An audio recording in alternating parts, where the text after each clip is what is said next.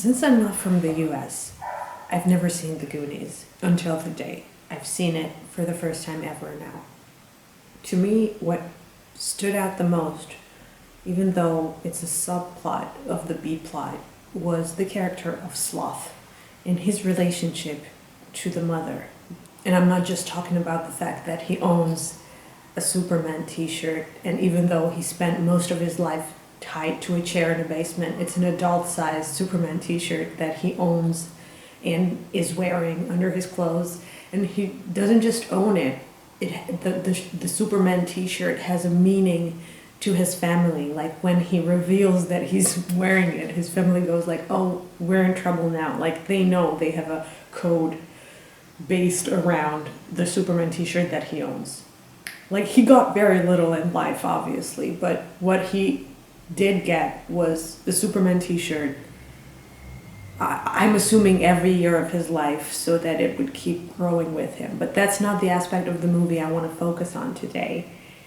Because what stands out the most to me is this very surprising bit of storyline that's sort of revealed in this conversation. Don't you remember when I used to sing to you?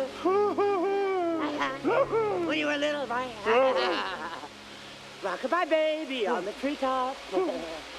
When the wind blows, the cradle will vibe. When the bob breaks, the cradle will fall. Break! Fall! I only dropped you once. Well, maybe twice. Let's see if I can get this straight.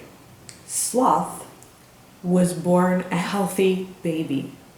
And I'm going to assume that his name was not Sloth at that point. His mother loved him, she held him, she sang lullabies to him. He was okay. And even though she loved him, she kept dropping him until he became mentally handicapped and physically deformed. Like that's a lot of dropping of a baby. Why? Her relationship to the other Fratelli brothers is kind of toxic. And she is evil, but she's not the kind of evil that would just keep dropping a baby until they become disabled. That's just not what I assume she would do. So all I can assume is that she used to be really clumsy, but she ain't clumsy anymore. The movie depicts her as someone with actually very admirable dexterity for someone her age. She chases little kids down a bunch of tunnels and she never drops anything throughout the entire movie. You know who is clumsy though? You know who is the only character who is clumsy, and they even say that he's clumsy? From good old Chunk, hold this. Why me, Mike?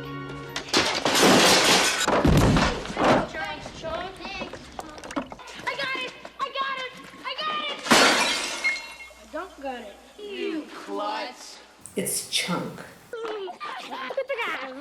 Oh, and Chunk just happens to be the only character who she also locks in that basement with her disfigured, disabled son. So to me, Chunk represents her clumsiness that she's repressing, that she outgrew.